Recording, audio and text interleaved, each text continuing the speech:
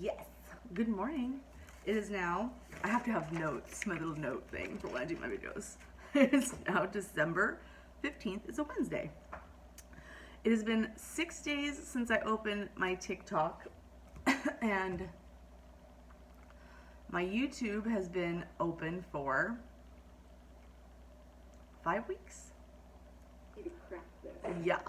So 5 weeks I've been documenting my journey on YouTube, and 6 days have been really exciting because I started documenting my journey on TikTok.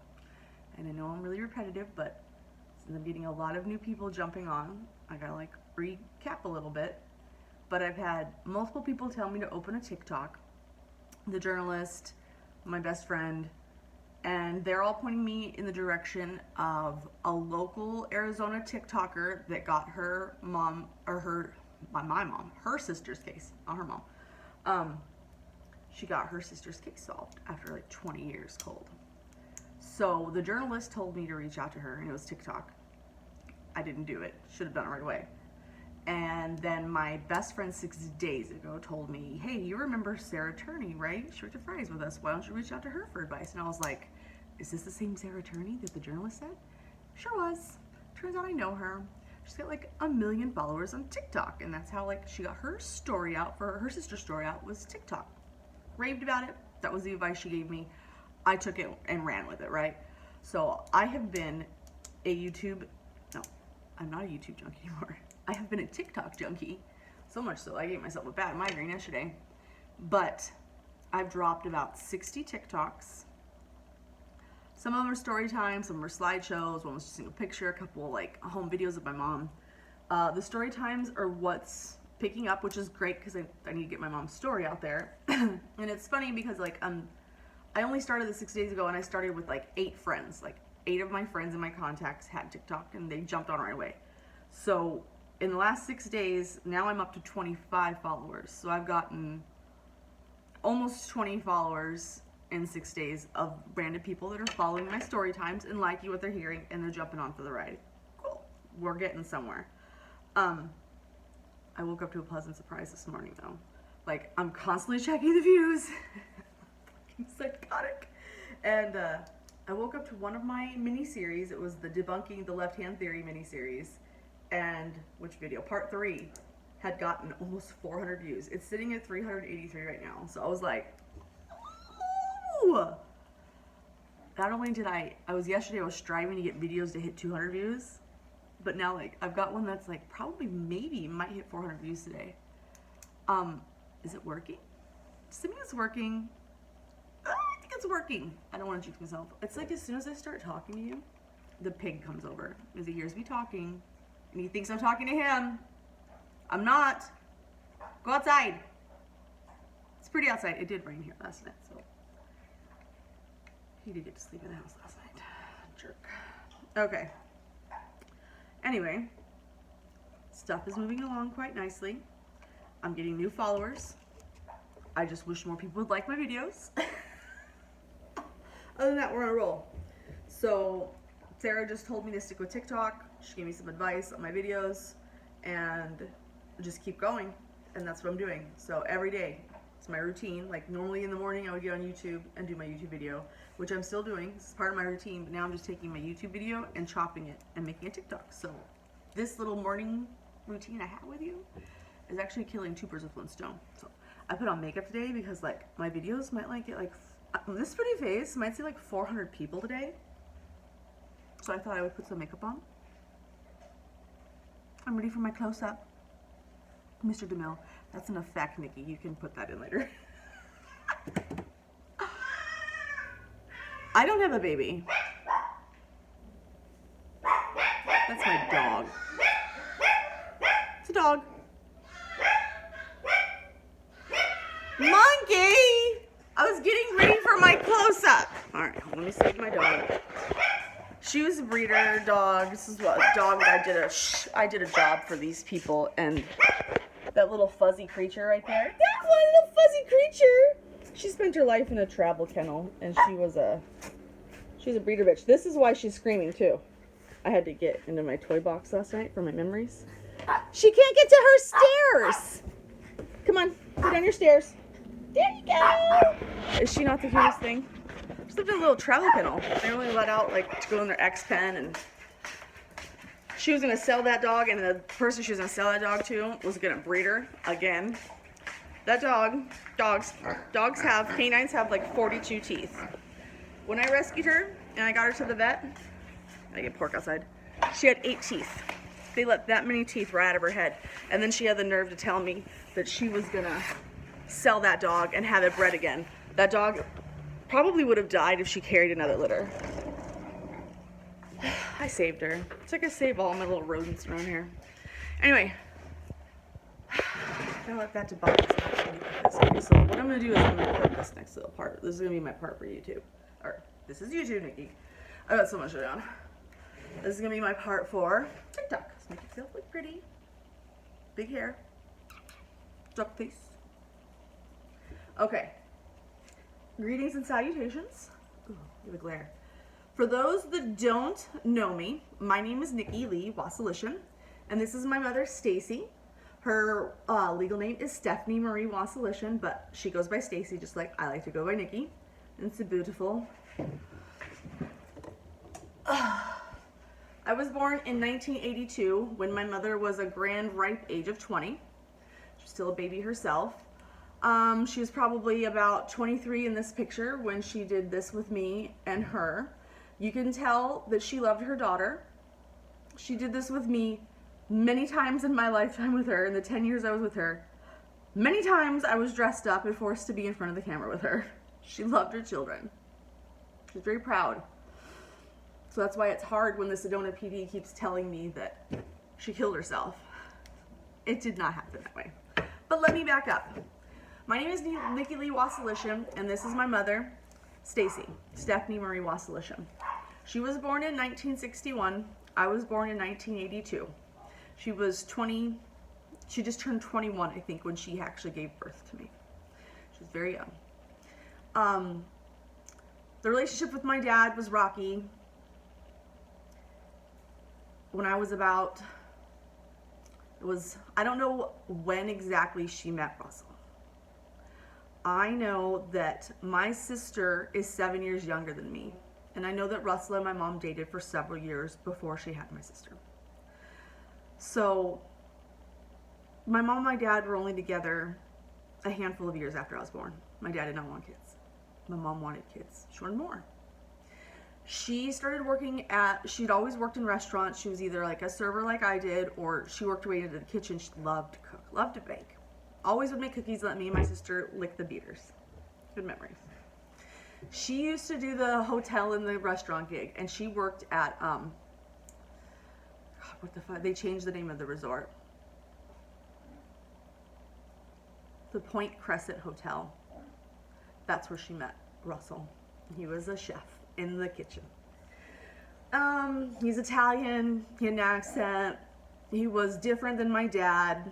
You know, he was dark complexioned, olive skin, dark hair, had the, you know, the accent, you know, not a typical American, but he was born and raised here, but his parents were Italian and he had fluent Italian. So he was very smooth. That's what he was, always good at smooth talking. My mom always had like rough, abrasive men, like manly men. And this one was a smooth talker, so she fell. And she fell hard. They ended up, they were going to get married. They didn't get married, thank God. But they ended up having a daughter together, my little sister. My little sister, I don't have any pictures of her out here right now. My little sister is 7 years my junior. So I was 7 when my little sister was born. So I remember a lot. I remember where we lived in an apartment on 16th Street in Bethany. I was just recently there within the last year, and I was like shell-shocked that I was standing in the place that I had been 32 years ago with my mom and Russell, where my sister was born.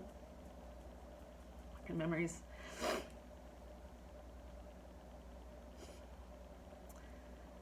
Sometime around my 3rd or 4th grade,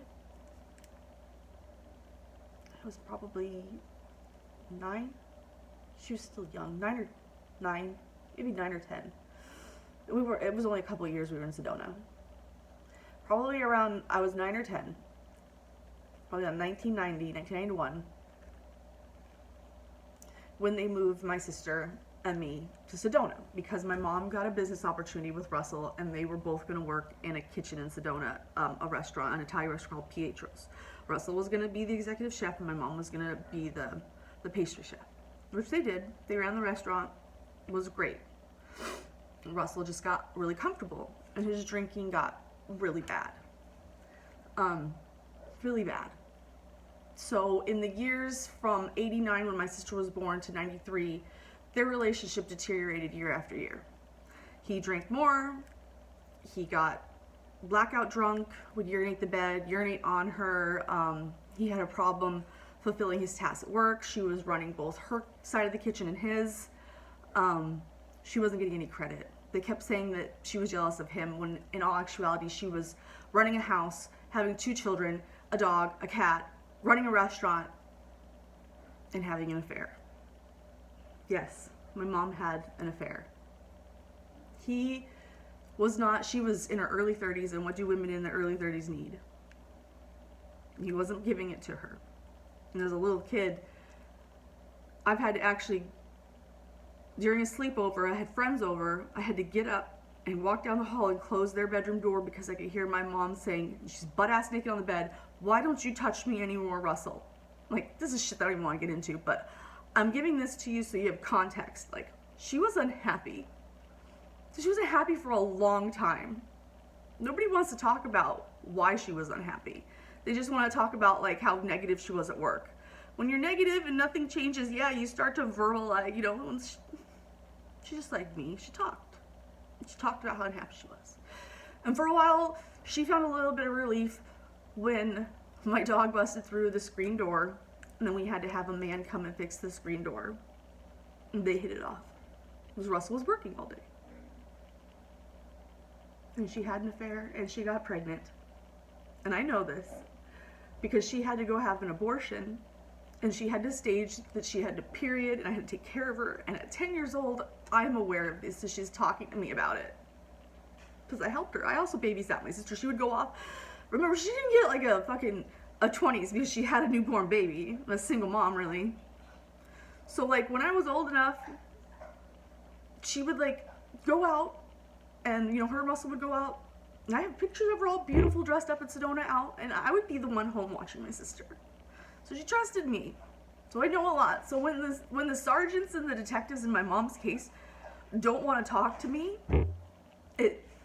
it's frustrating and it's painful because I know a lot. And just because I was sleeping during that altercation doesn't know that I don't know the incidents leading up to it.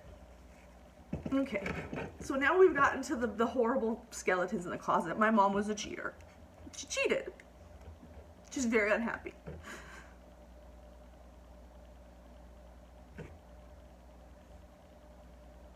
On the night of July 9th, God damn it, Nikki, 1993, it was a Thursday, July 8th.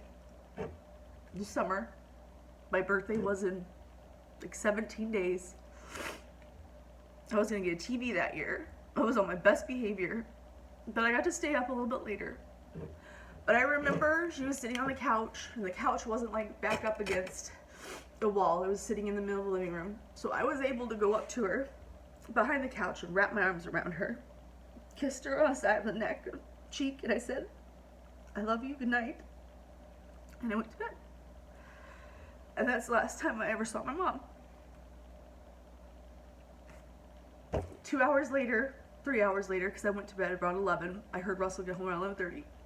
3 hours later, at about 2 a.m., an officer shines his flashlight in my room because he can't find the light switch and wakes me up and escorts me from my house because my mom was dead in her bedroom. Now, the story I just laid out to you, what do you think that sounds like? I know what it is. I know what it sounds like. I know what it looks like. I know what it is. Well, let me tell you what the Sedona Police Department and Russell Bennett Peterson have told me for the last 28 years. They told me that Russell came home from work like he did every night. My mom was a smart ass, told him that he stank. He probably did. Go take a shower, Russell. So he goes and takes a shower. They have some wine after the shower. They're drinking. They're talking about his trip to Ithaca, New York, because the next day on Friday, he had a planned trip. Pietro's had paid for him to go to some culinary event for the weekend. This was her opportunity. She knew he was leaving for the weekend. Several hours before Russell came home that night, she had placed multiple calls to my dad. That night, her and my father had made the decision to have my mom move back in. She was leaving Russell. She was moving back in with my father. She was moving back in with both Russell's daughter and his daughter. So she was taking both the girls, the dog, my dad. They had talked it all over for hours. This was planned. She was going to sneak out and get away.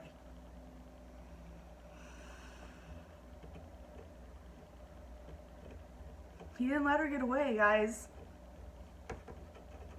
Instead, he said that they got into a fight because of the phone conversation, which I don't understand why she would get mad over the phone conversation. Why he would get mad, there's every reason for him to get mad, because Russell and my dad had a thing. My dad had kicked his ass several times. My dad had made Russell piss his pants, choked him out before. Russell was legitimately scared of my dad, and he hated my dad. And it was like, you're not fucking leaving me for him. Like, he saw red. I don't doubt it. It's probably why she didn't tell him about that phone call. But he keeps bringing up the phone call. So there's the motive. He even says it.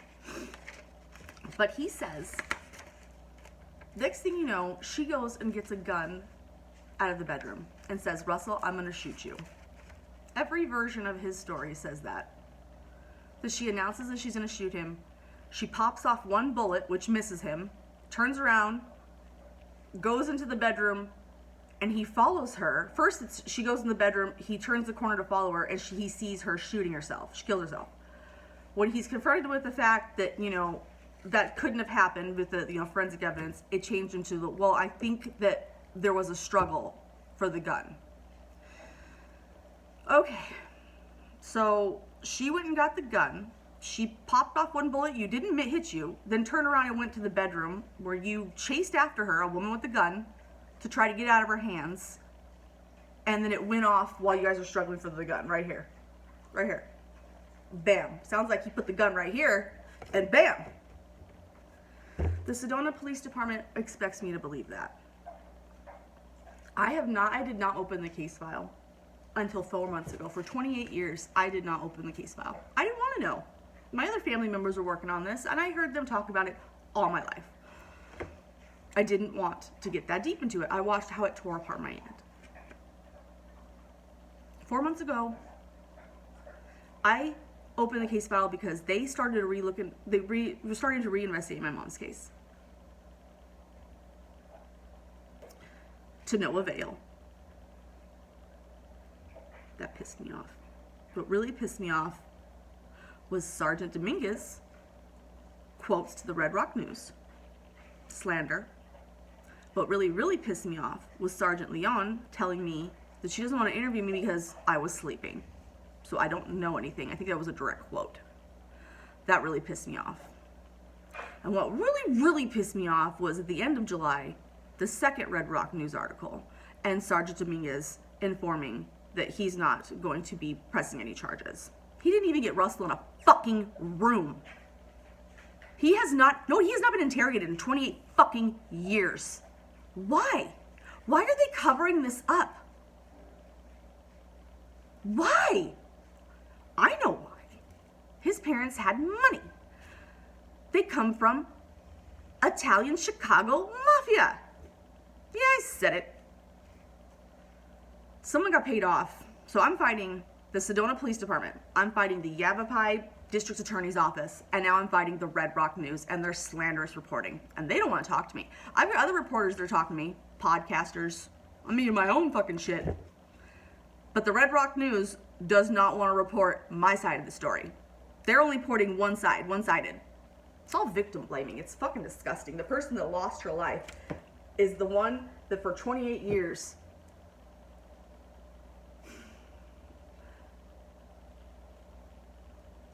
on the lips of the people in Sedona, this was a suicide. I'm not going to let that happen. I'm not going to let my mother's name her legacy, her children carry that anymore. Do you see this? This is just one picture. Do you see how we're matching? Do you think that she really planned on grabbing a gun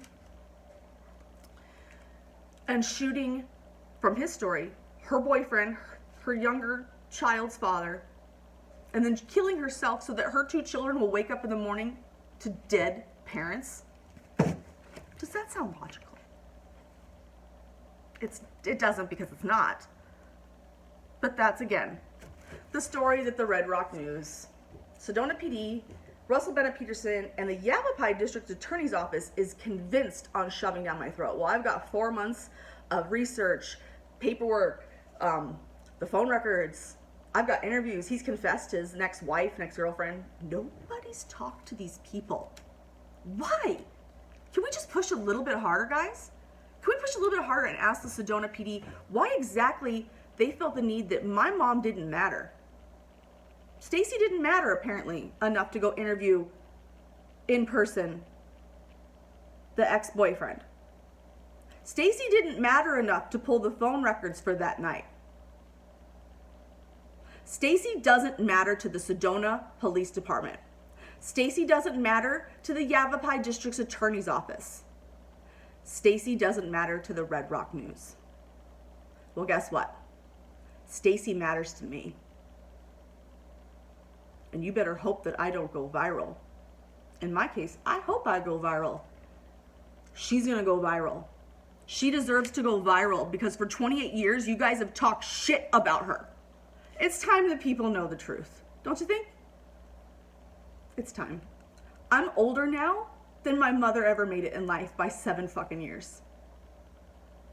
It's not fair. I couldn't imagine being dead 7 years ago. I'd barely started living. She mattered. She mattered, goddammit. This case matters. And she deserves justice and accountability, and that's what I want for Christmas.